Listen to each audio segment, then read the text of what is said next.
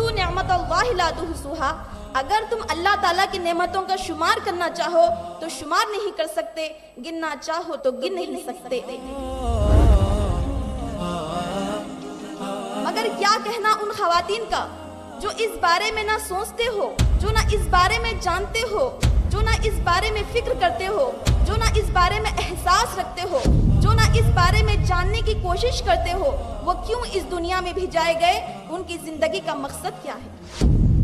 کیونکہ جو شخص جس مقام پر جانا چاہتا ہے، جس مقام پر پہنچنا چاہتا ہے، اس کے لیے وہ کوشش کرتا ہے، اس کے لیے وہ محنت کرتا ہے، اس کے لیے وہ جدوجہد کرتا ہے، ایسا انسان اپنی منزل پر اپنا کام صحیح طور پر کر سکتا ہے۔ وَمَا خَلَقْتُ الْجِنَّ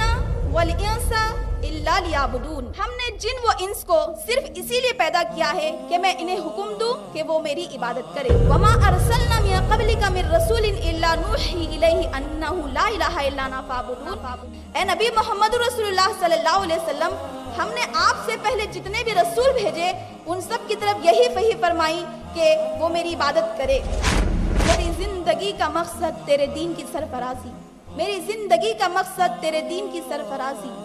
میں اسی لیے مسلمان، اسی لیے عبادت صرف نماز، روزہ، زکوٰۃ، حج ہی نہیں بلکہ زندگی کے ہر معاملے میں اللہ تعالیٰ کی مکمل اطاعت کرنا، یہ ہے وہ مقصد جس کے لیے اللہ تعالیٰ نے ہمیں پیدا کیا۔ جب انسان اللہ تعالیٰ کی عبادت کرتا ہے تو وہ مقصد کو پورا کرتا ہے جس کے لیے اسے پیدا کیا گیا۔ احسب الناس ان یترکوا ان یقولوا آمنا وهم لا یفتنون، کیا انسان یہ گمان کرتا ہے کہ اس کے صرف یہ کہنے پر کہ وہ ایمان لایا ہے اسے چھوڑ دیا جائے گا؟ ہرگز نہیں، ہم ضرور بھی ضرور آزمائش کر ہی لیا کریں گے تاکہ کھرے کھوٹے کا، سچے جھوٹے کا، منافق مومن کا پتہ چل جائے۔ الذی خلق الموت والحیات لیبلوکم ایکم احسن عملا، وہی ہے جس نے زندگی اور موت کو اسی لیے پیدا کیا تاکہ تم کو آزمائے تم میں اچھے عمل کون کرتا ہے۔ وَلَنَبْلُوَنَّکُمْ، ہم ضرور بھی ضرور تمہاری آزمائش کر ہی لیا کریں گے، بِشَیْءٍ مِّنَ الْخَوْفِ، دشمن کے ڈر سے، وَالْجُوعِ، بھوک و پیاس سے، وَنَقْصٍ مِّنَ الْأَمْوَالِ وَالْأَنفُسِ، جان و مال کی کمی سے، وَالثَّمَرَاتِ، پھلوں کی کمی سے، وَبَشِّرِ الصَّابِرِينَ، ایسے صبر کرنے والوں کے لیے بشارت ہے۔ الذین اذا اصابتہم مصیبہ، جب انہیں کوئی مصیبت پہنچتی ہے، قالوا تو کہہ دیا کرتے ہیں، انا للہ و انا الیہ راجعون، ہم تو خود اللہ کی ملکیت ہے اور ہم اسی کی طرف لوٹائے جانے والے ہیں۔ وَأَمَّا مَنْ خَافَ مَقَامَ رَبِّهِ وَنَهَى النَّفْسَ عَنِ الْهَوَىٰ فَإِنَّ الْجَنَّةَ هِيَ الْمَأْوَىٰ، ہاں جو شخص اپنے رب کے سامنے کھڑے ہونے سے ڈرتا رہا ہوگا، اپنے نفس کو خواہشات سے روکا ہوگا، اس کا ٹھکانہ جنت ہی ہے۔ سابقوا إلى مغفرة من ربكم وجنة عرضها السماوات والأرض أعدت للذين آمنوا بالله ورسوله، تم اپنے پروردگار کی مغفرت کی طرف دوڑو اور اس جنت کی طرف دوڑو جس کی وسعت زمین و آسمان کے برابر ہے، یہ ان لوگوں کے لیے بنائی گئی ہے جو اللہ اور اس کے رسول پر ایمان رکھتے ہیں۔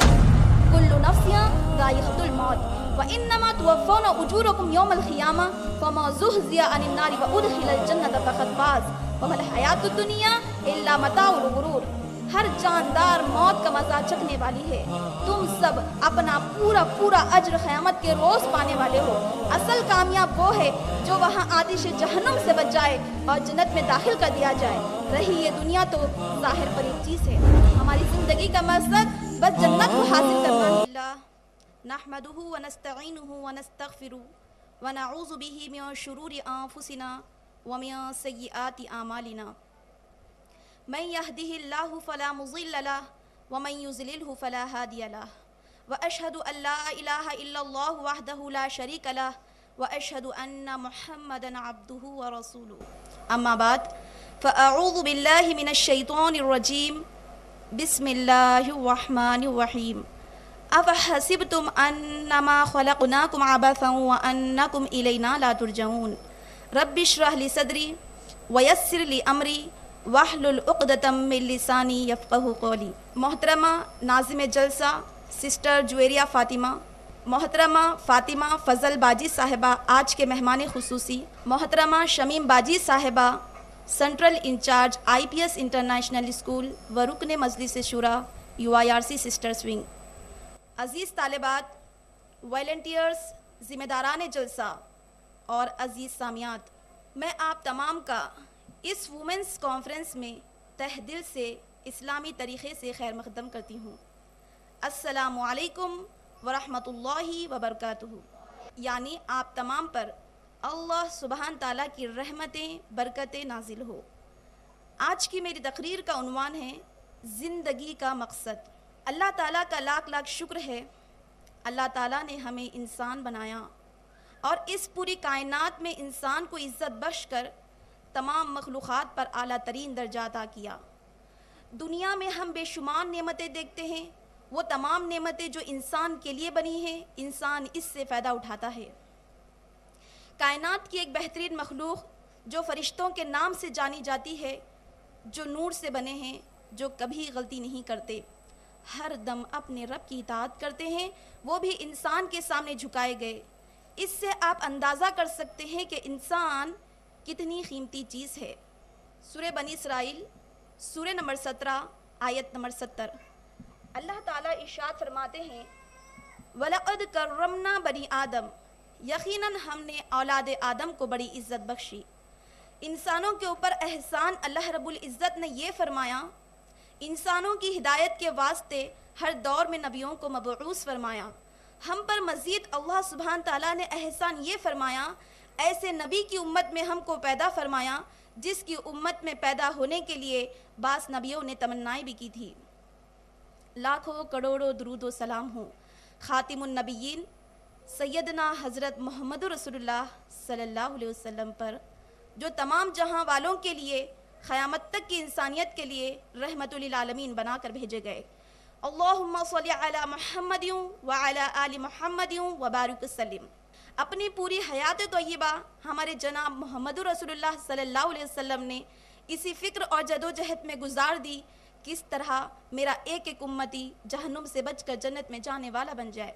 اور اس محنت کے کرنے کے نتیجے میں جو بھی حالات آئے اسے برداشت کرتے رہے۔ حالانکہ اللہ کے محبوب بندے تھے، خود فرماتے تھے دین کی دعوت پہنچانے کے سلسلے میں، حق کی بات کو پہنچانے کے سلسلے میں، سچ بات کو رکھنے کے سلسلے میں جتنا میری امت نے مجھے ڈرایا، جتنا مجھے ستایا، وہ کسی نبی کی امت نے کسی نبی کو نہ ڈرایا اور نہ ستایا۔ عزیز سامعات کرام، جب بھی انسان اس دنیا میں آتا ہے، جب وہ عقل و شعور کی عمر کو پہنچتا ہے تو اس کے ذہن میں ایک سوال ضرور آتا ہے، وہ یہ کہ میں کون ہوں، کہاں سے آیا ہوں، کیوں آیا ہوں، مجھے اس دنیا میں کرنا کیا ہے۔ جب اسے جواب ملتا ہے اللہ رب العالمین نے مجھے اس دنیا میں بھیجایا ہے، تو پھر اس کے ذہن میں سوال آتا ہے اللہ رب العالمین نے جو مجھے زندگی دی ہے وہ کیوں دی ہے، میری زندگی کا مقصد کیا ہے۔ عزیز سامعات کرام، کائنات میں آج تک ہم جو بھی چیزیں دیکھتے چلے آ رہے ہیں، آئندہ دیکھیں گے، ان میں کوئی بھی چیز ایسی نہیں ہے جو خود سے خود بن گئی ہے۔ جو بھی کائنات کی چیز پر ہم نظر ڈالتے ہیں، اسے دیکھتے ہی ہمیں اس کے بنانے والے کا خیال آتا ہے۔ مثلا یہ میرے سامنے مائک ہے، اسے دیکھ کر میں اور آپ یہ نہیں کہہ سکتے یہ خود سے خود بن گیا ہے۔ یہ چیئرز جس پر آج آپ بیٹھے ہیں، اسے دیکھ کر میں اور آپ یہ نہیں کہہ سکتے یہ خود سے خود بن گئے ہیں۔ یہ میز جس کو دیکھ کر میں اور آپ یہ نہیں کہہ سکتے یہ خود سے خود بن گیا ہے۔ اس کے علاوہ کائنات کی وہ تمام چیزیں جو انسان نے نہیں بنائی وہ بھی خود سے خود نہیں بنی۔ اگر معمولی یہ میک کو بنانے والا اگر کوئی ہے، یہ چیئرز کو بنانے والا اگر کوئی ہے، یہ میز کو بنانے والا اگر کوئی ہے، یہ کسی کی ایجاد ہے، یہ کسی کی کاریگری ہے، یہ کسی کی محنت ہے، یہ کسی کی مزدوری ہے، تو پھر انسان جیسی چیز جسے اللہ رب العزت نے اشرف المخلوقات بنایا، اس کو بنانے والا یقیناً کوئی نہیں بس ہمارا اللہ رب العالمین ہی ہو سکتا ہے۔ عزیز ساتھیوں، کائنات میں جو بھی چیزیں انسانوں نے بنائی، بنانے والے نے یہ بھی بتایا کہ یہ چیز کس مقصد کے تحت بنائی گئی، کیونکہ بنانے والا ہی بہتر بتا سکتا ہے کہ کوئی چیز کیوں بنائی گئی۔ مثلا یہ میک جس کمپنی نے تیار کیا، وہیں سے ایک ہدایت نامہ آتا ہے، اس میں میک کے سسٹم فنکشنز بتائے جاتے ہیں،